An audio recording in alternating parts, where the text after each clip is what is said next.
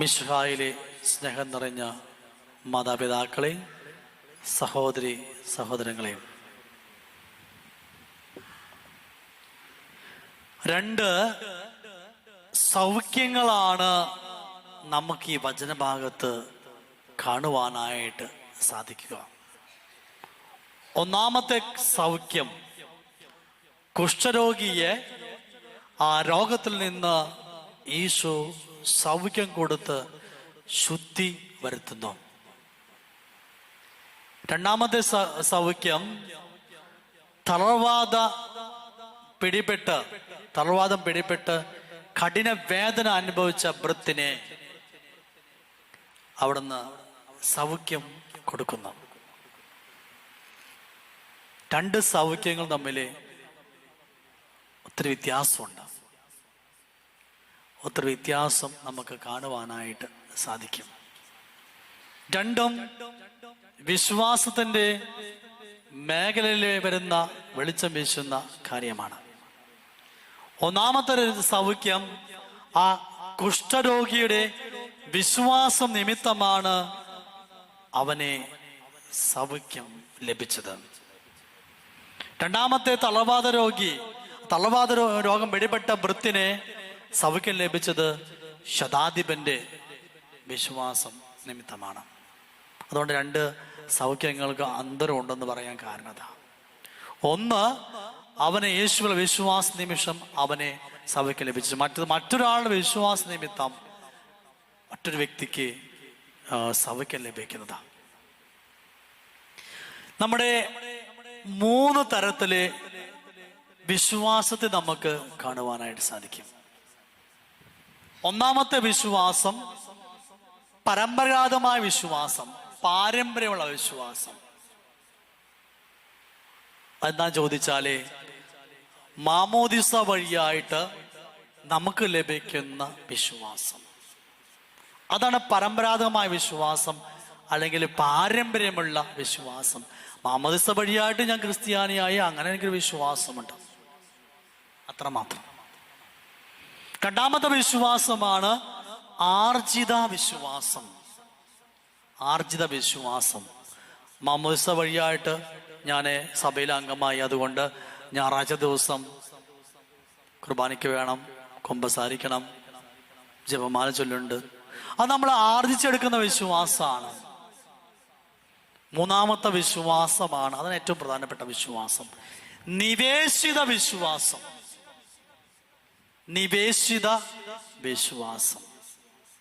ആ നിവേശിത വിശ്വാസമാണ് പരിശുദ്ധാത്മാവിന്റെ അഭിഷേകത്താലെ നിറയപ്പെടുന്ന വിശ്വാസം. പരിശുദ്ധാത്മാവിന് ദാനമായിട്ട് എനിക്ക് ലഭിക്കുന്ന വിശ്വാസമാണ് നിവേശിത വിശ്വാസം. ആ വിശ്വാസത്തിന്റെ അളവിലേക്കാണ് നമ്മൾ എത്തിച്ചേരേണ്ടത്. അവിശ്വാസത്തിന്റെ അളവിലേക്കാണ് നമ്മൾ എത്തിച്ചേരേണ്ടത്. ഇവിടെ ഒന്നാമത്തെ കാര്യത്തില് ശതാധിപന് വിശ്വാസമുണ്ട്. കർത്താവിനെ തൊട്ട് സൗഖ്യപ്പെടുത്തുന്ന വിശ്വാസമുണ്ട്. അവിശ്വാസമുള്ളത് കൊണ്ടാണ് ആ ജനക്കൂട്ടം മധ്യത്തിലേക്ക് ആ കുഷ്ഠരോഗി കടന്നു വന്നത്. ആ കുഷ്ഠരോഗി കടന്നു വന്നിട്ട് പറയുന്നൊരു കാര്യം വളരെ സ്പഷ്ടമാണ്. കർത്താവേ, അങ്ങേക്ക് മനസ്സുണ്ടെങ്കിൽ എനിക്ക് ശുദ്ധി വരട്ടെ എന്ന്. കർത്താവേ, അങ്ങേക്ക് മനസ്സുണ്ടെങ്കിൽ, അവിടെ ശരിക്കും അർത്ഥം ഈ മനസ്സുണ്ടെങ്കിൽ എന്നല്ല ശരിക്കും അർത്ഥം. കർത്താവേ, നീ എന്നെ മനസ്സിലാക്കുന്നുണ്ടെങ്കിൽ,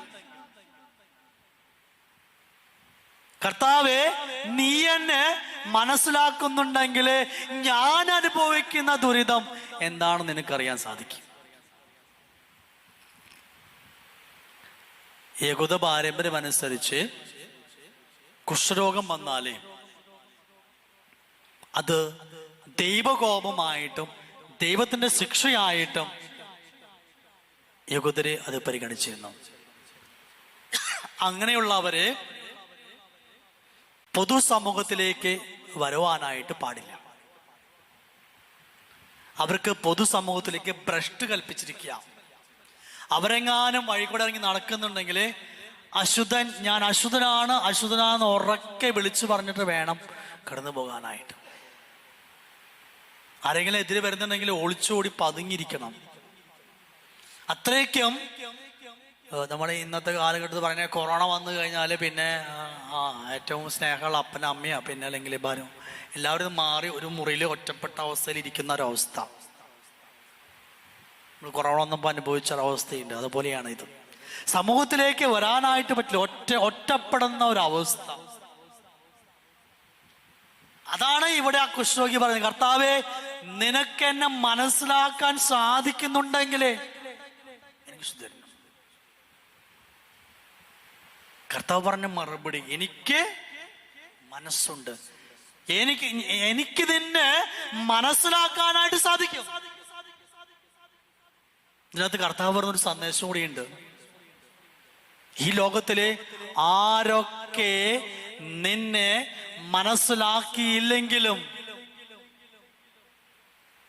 ജീവിത പങ്കാളിയോ മക്കളോ അയൽപ്പക്കക്കാരോ ബന്ധുക്കളോ ആരും നിന്നെ മനസ്സിലാക്കിയില്ലെങ്കിൽ നിന്നെ മനസ്സിലാക്കുന്ന ഒരു സ്നേഹം മാത്രമായി തമ്പുരാനുണ്ട്. അതാണ് ഈശോ എന്ന് ഈശോയോട് വളരെ വ്യക്തമായിട്ട് നമുക്ക് സന്ദേശം നൽകുക. എനിക്ക് മനസ്സിലാവുണ്ട്, ഞാൻ നിന്നെ മനസ്സിലാക്കുന്നുണ്ടെന്ന് പറഞ്ഞുകൊണ്ട് അവനെ ഉടനെ തൊട്ട് സൗഖ്യം കൊടുക്കുന്ന ഈശോ തമ്പുരാൻ.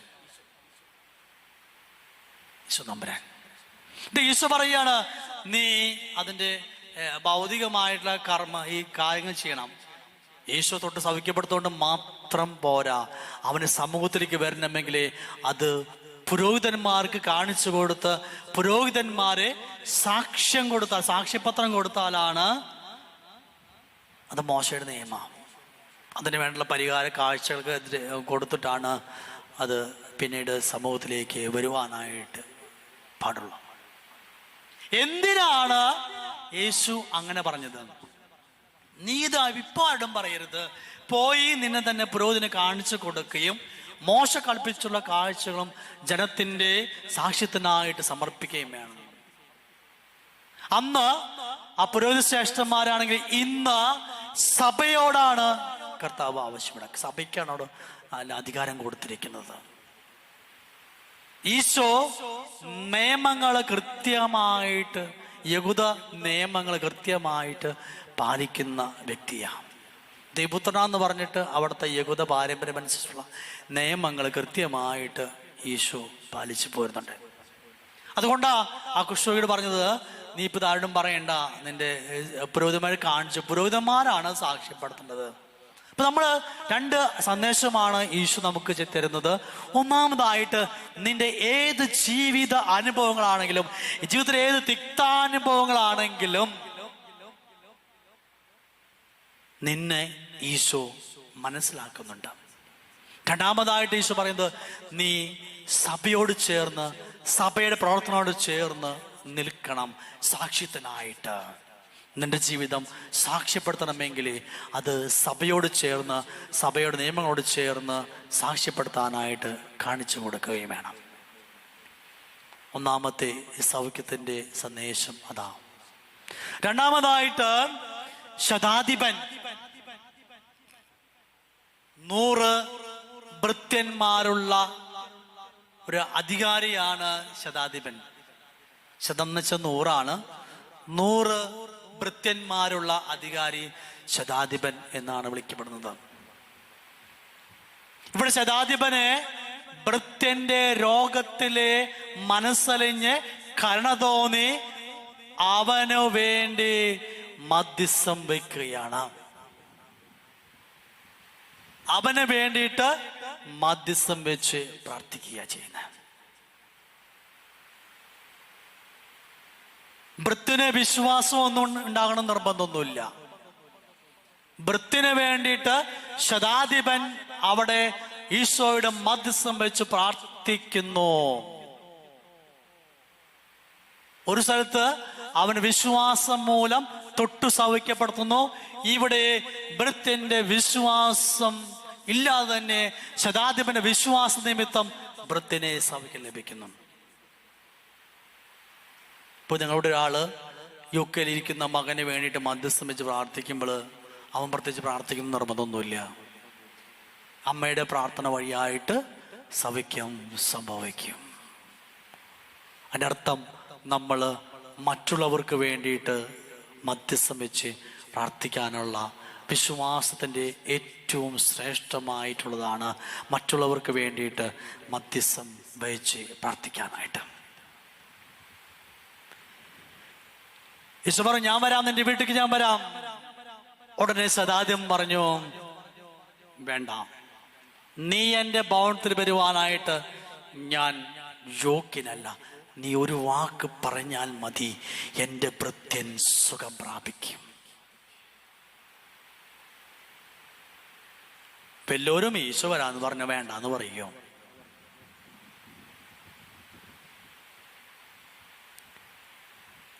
മാർപ്പാപ്പ റോമിന്ന് ഫോൺ എടുത്ത് വിളിക്കുക മേരിയച്ചിനെ. മേരിയച്ചി, ഞാൻ നാളെ മേരിയച്ചിൻ്റെ വീട്ടിലേക്ക് വരുന്നുണ്ടെന്ന്. മേരിയച്ചി വേണ്ടാന്ന് പറയും.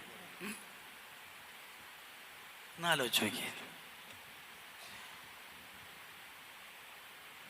ഈശോ നിന്റെ വീട്ടിലേക്ക് വരാന്ന് പറയുമ്പോൾ ആ ഭൃത്യം പറയാം, എൻ്റെ വീട്ടിൽ യോഗ്യത എനിക്കില്ല. അവിടുന്ന് ഒരു വാക്ക് പറഞ്ഞാൽ മതി, എനിക്ക് വിശ്വാസമുണ്ട്. നിന്നിൽ അടിയുറച്ച് വിശ്വാസമുണ്ട്. അതാണ് ദൈവ നിവേശിത വിശ്വാസം. ഇസ്രായേൽ ഇങ്ങനെ ഒരു വിശ്വാസം കണ്ടിട്ടില്ല എന്നാണ് ഈശോ വളരെ വ്യക്തമായിട്ടും നമുക്ക് കാണിച്ചു തരുന്നത്. നമ്മുടെ ജീവിതത്തിലെ ഒത്തിരിയേറെ അനുഭവങ്ങളുണ്ടാവും. അനുഭവങ്ങള് അത് അഭിഷേകവും കൃപയും അനുഗ്രഹമായി മാറുന്നത് നിവേശിത വിശ്വാസം കൊണ്ടാണ്. നിവേശിത വിശ്വാസം കൊണ്ടാണ്. നിവേശിത വിശ്വാസമുള്ള വ്യക്തിക്കാണ് അങ്ങനെ കൃപയും അനുഗ്രഹവും അഭിഷേകമൊക്കെ മാറ്റുവാൻ ജീവിതത്തിലെ അനുഭവങ്ങൾ, കൃപയും അനുഗ്രഹവും തിക്താനുഭവങ്ങൾ സഹനങ്ങളൊക്കെ അത് നിവേശിത വിശ്വാസമായിട്ടുള്ള വ്യക്തിക്ക് മാത്രമേ അത് അനുഗ്രഹ അഭിഷേകമാക്കി മാറ്റുവാനായിട്ട് സാധിക്കുകയുള്ളൂ. ഞാൻ കഴിഞ്ഞ ദിവസം ഉണ്ടായ ഒരു അനുഭവം നിങ്ങളുമായിട്ട് പങ്കുവയ്ക്കുക. ഞാൻ സ്ഥലമൊന്നും പറയുന്നില്ല, പേരും പറയുന്നില്ല. നമ്മുടെ തൃശ്ശൂർ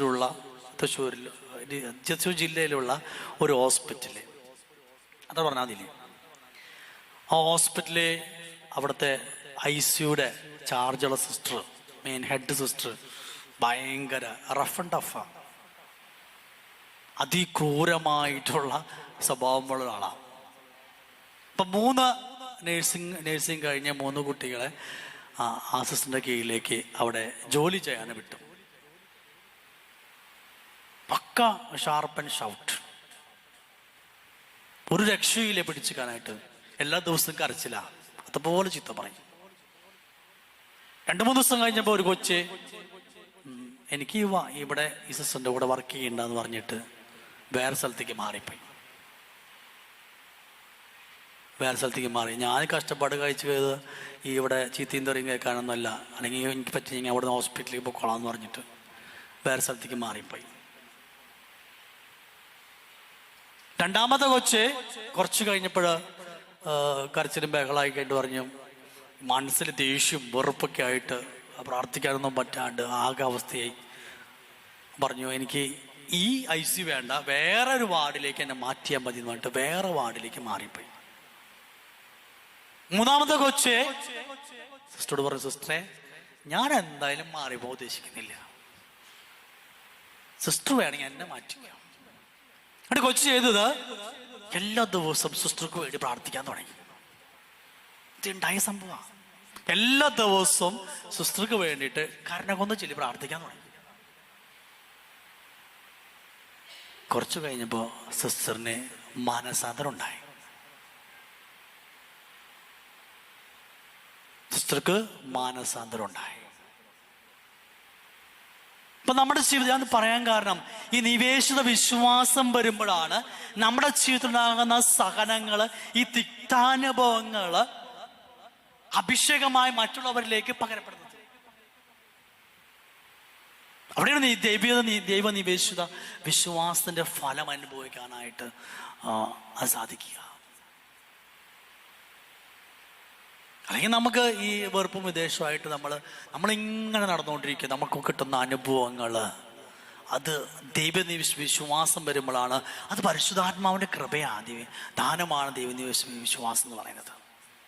അതിലൂടെ മറ്റുള്ളവരിലേക്ക് കൃപകൾ ഒഴുക്കാനായിട്ട്, മറ്റുള്ളവരിലേക്ക് സൗഖ്യപ്പെടാനായിട്ട് സാധിക്കും. അതാണ് ശരിക്കും പറഞ്ഞാൽ സുവിശേഷ പ്രഘോഷണം എന്ന് പറയുന്നത്. അവിടെയാണ് നമ്മുടെ ജീവിതത്തിൽ നമ്മൾ നോക്കിക്കാണേണ്ടത്. അത് ഈ കൊച്ചു പറയും, ഇത് കർത്താവിൻ്റെ പദ്ധതിയാ. അതിനെ സന്തോഷത്തോടെ സ്വീകരിക്കുന്നു, പ്രാർത്ഥിക്കുന്നു. ഒരു വെറുപ്പ് വിദ്വേഷവും എനിക്കില്ല. ബുദ്ധിമുട്ടുണ്ട്, പ്രയാസമുണ്ട്. പക്ഷേ ആ ദൈവത്തിൽ ആശ്രയിച്ച് പ്രാർത്ഥിച്ചു കഴിഞ്ഞപ്പോൾ അവിടെ ഒരു മനസാന്തരങ്ങളുടെ അഭിഷേകം, സൗഖ്യങ്ങളുടെ അഭിഷേകം പകരപ്പെടാൻ ചെയ്യുന്നത്. ഈ ശതാധിപൻ ചെയ്തത് തന്നെയാണ്. അഭൃത്യന് വേണ്ടിയിട്ട് ഈശോയുടെ അവിടുന്ന് മധ്യസ്ഥം വെച്ചു. അവിടെ ഒരു സൗഖ്യം നടന്നു. സൗഖ്യം എന്ന് പറയുമ്പോൾ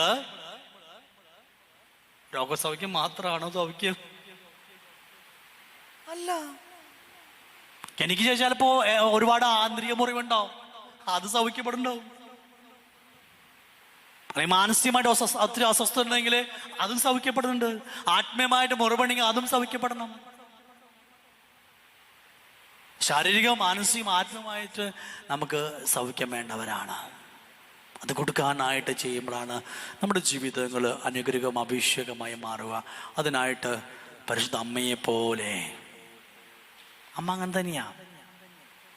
അമ്മ എലിസബത്ത് പരിശ്രമം എന്ന് പറഞ്ഞവളായി മാറി. ആ ഉദത്തിൽ കിടന്ന ശിശു ആത്മാവിൽ കുതിച്ചാടി അഭിഷേകമായിട്ട് മാറി. അതിനായിട്ട് പ്രത്യേകമായിട്ട് നമുക്ക് പരിശുദ്ധ അമ്മയുടെ മാധ്യസ്ഥം യാചിച്ച് പ്രാർത്ഥിക്കുകയും ചെയ്യാം. പിതാവിൻ്റെയും പുത്രൻ്റെയും പരിശുദ്ധാത്മാവിൻ്റെയും നാമത്തിൽ ആമേൻ.